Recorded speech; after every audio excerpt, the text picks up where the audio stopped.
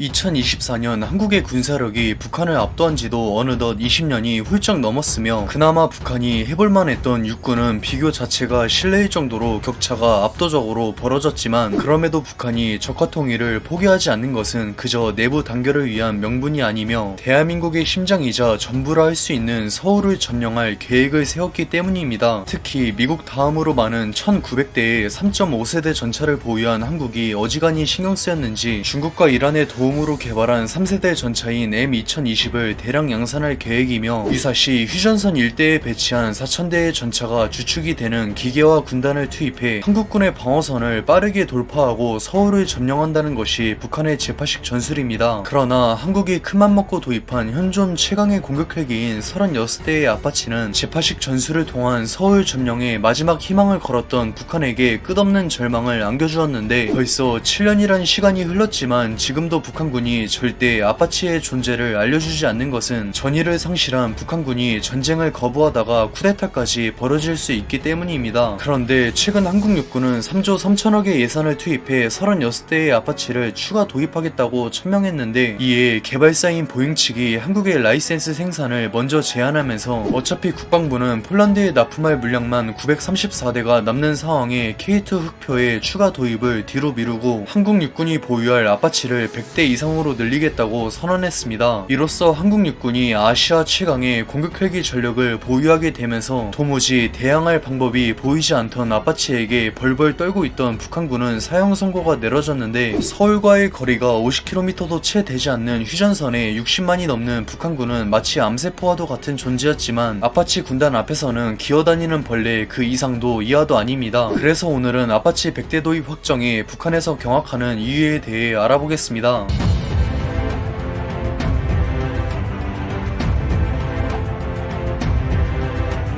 군사력은 곧 경제력이며 북한의 GDP는 한국의 6.3%에 불과한 최빈국이지만 그럼에도 북한은 중국과 러시아의 군사 지원에 힘입어 군사력 증강에 열을 올리고 있으며 특히 아시아 최강으로 평가받는 한국 육군에 맞서는 것이 자살 행위라는 것을 잘 알면서도 전세를 뒤집을 수 있는 유일한 전략을 위한 육군의 현대화를 진행하고 있습니다. 유사시 북한 수뇌부가 한국 침공을 결정한다면 미리 해안가에 숨겼던 수천 문의 견인포를 동원해 수도권 일대 를 불바다로 만들며 한국이 혼란스러운 틈을 절대 놓치지 않고 4000대에 달하는 전차가 주축인 북한의 기계화 군단은 휴전선을 넘어 남쪽으로 진격해 파주와 의정부, 철원 등의 서울로 향하는 평탄한 돌파구를 신속하게 확보합니다. 서울을 빈틈없이 포위한 북한 육군은 4개의 군단급 병력을 증원해 총 공세를 감행하면서 한강이 붉게 물들 치열한 혈전 끝에 서울을 포함한 수도권 일대를 점령할 것이며 이후 중국의 중재로 미국과 협상을 진행해 한반도에 대한 주권을 인정받거나 그대로 한국의 남은 영토를 집어삼키며 적화 통일을 실현하는 것이 북한의 제8식 전술입니다. 한국 육군은 아시아에선 중국을 제외하면 감히 견줄 자가 없는 독보적인 기갑 전력을 보유했지만 규모에서 한국을 능가하는 북한군의 기갑 전력은 결코 무시할 수 없는데 주력 전차인 K1-2호는 월등한 전자장비를 탑재했지만 105mm 강선포의 화력은 한계가 명확하며 북한군의 최신 전차인 M2020을 상대로 확실한 우위를 장담할 수 없습니다. 거기다 북한은 M2020은 물론 주력 전차들에게 코넷 대전차 미사일을 복제한 불세사를 탑재했는데 코넷은 1400mm의 관통력으로 3.5세대 전차조차 일각의 격파가 가능해 현존 최강의 전차 중 하나인 K2 흑표조차 결코 생존을 장담할 수 없으며 한국 육군의 허를 찌른 북한 육군은 적화 통일이 꿈이 아니라는 기대와 함께 희망이 보이는 듯 했습니다. 그러나 주변국들로부터 한국을 수호할 구원자라 믿어 의심치 않는 아파치의 도입은 아직도 적화 통일을 기대하던 북한군에게 일말의 희망도 남기지 않는 절망을 선사했는데 끝내 한국 육군이 100대의 아파치를 도입해 아시아 최강의 공격 헬기 전력을 보유하게 되면서 북한의 적화 통일은 그 어떤 기적이 일어나도 불가능한 희망 고문이 되었습니다. 벌써 개발된 지 30년이 훌쩍 넘은 지금까지도 아파치가 현존하는 공격 헬기의 정점으로 군림하는 것은 시대를 뛰어넘은 괴물 같은 대전차 능력이 존재했기 때문인데 아파치를 전설적인 전차 킬러로 만들어준 헬파이어 대전차 미사일은 1400mm의 압도적인 관통력으로 현존하는 어떤 전차든 원샷 원킬로 확실하게 보내버릴 수 있습니다. 세계 최강의 전차이자 독보적인 방어력을 보유한 미국의 M1A2는 물론 그에 준하는 독일의 레오파드 2A7, 한국의 K2 흑표조차 헬파이어한테서 살아남는 것은 기적에 가까운데 북한 육군의 그 잘난 최신 전차인 M2020은 흔적도 없이 불타는 관짝으로 전락할 것이며 나머진 헬파이어까지 갈 것도 없이 70mm 로켓으로 가볍게 쓸어버릴 수 있습니다. 아파치는 그 체급에 걸맞게 이런 헬파이어를 16발이나 탑재하기 때문에 이론상 한국 육군의 아파치는 한 번 뜰 때마다 무려 1600대의 전차를 지옥으로 보내버릴 수 있지만 아파치의 먹잇감은 전차 말고도 널렸으므로 명중률을 절반으로 낮춰도 기갑사단이 최소 1개씩 증발하며 개미대에 불과한 잔존 병력은 30mm 기관포로 정리할 수 있습니다. 심지어 한국은 퇴역할 예정이었던 250대의 500M 디펜더를 무인기로 개조해 아파치가 운용할 계획이며 500M 디펜더는 북한 상대론 나름 쓸만한 토우 대전차 미사일 4발을 탑재하는데 밤낮을 가리지 않고 하늘을 뒤덮은 아파치 군단이 강철비를 퍼붓고 귀신같이 사라져 한숨 돌리던 찰나에 이번엔 500M 디펜더가 미사일을 난사한다면 지옥이 따로 없을 것입니다. 설령 아파치에게 초토화된 북한의 기계화 군단이 죽을 힘을 다해 남쪽으로 힘겹게 진격해도 그들을 반갑게 맞이하는 것은 북진할 준비를 끝낸 아시아 최강 제7기동 군단인데 이미 전멸에 가까운 피해를 입으며 스스로 죽을 길을 찾아온 북한군은 오직 북진 통일을 위해 폭풍처럼 밀고 올라갈 제7기동 군단에게 그저 곱게 죽기만을 기도해야 합니다. 한국 육군이 휴전선을 넘어 북진할 때도 아파치의 맹활약은 끝나긴커녕 이제 시작으로 아파치는 한정된 공간에 적이 밀집할수록 화력이 극대화되어 그 진가를 발휘하는데 한국 육군을 막기 위해 몰려든 북한군은 아파치에게 일방적으로 학살당할 뿐이며 반대로 흩어진다면 한국 육군에게 각계격파당하는 지옥의 이지선다를 강요할 수 있습니다. 결국 북한군이 이런 참사를 방지하고 아파치의 폭주를 막으려면 공군이 한반도의 제공권을 장악하고 공격 헬기의 천적인 전투기로 격추하는 것이 가장 빠르고 확실하지만 주변국들도 무시 못하는 세계 8위의 나름 막강한 전력을 보유한 한국 공군을 상대로 박물관에 전시할 고철덩어리가 전부인 북한 공군의 제공권 장악은 어림도 없습니다. 그동안 한국 육군은 눈앞에 보이던 기갑 전력에만 집중하던 이전과는 달리 이제는 눈앞에 나무가 아닌 멀리 있는 숲을 보면서 아파치의 추가 도입에 모든 힘을 쏟고 있으며 아직도 미련을 버리지 못하고 자신들의 국력에 맞지 않는 과분한 육군을 보유하면서까지 서울 점령을 통한 적화 통일을 노렸던 북한의 야심은 처절하게 짓밟혔습니다. 예나 지금이나 2000년이 넘는 한민족의 역사가 증명했듯이 한국은 수많은 고난과 역경이 닥쳐도 결코 굴하지 않고 기적을 꽃피워 이제는 세계적인 강대국으로 올라섰으며 한국의 아파치 100대 도입은 한반도를 노리는 주변국들에게 압도적인 힘을 과시함으로써 대한민국의 평화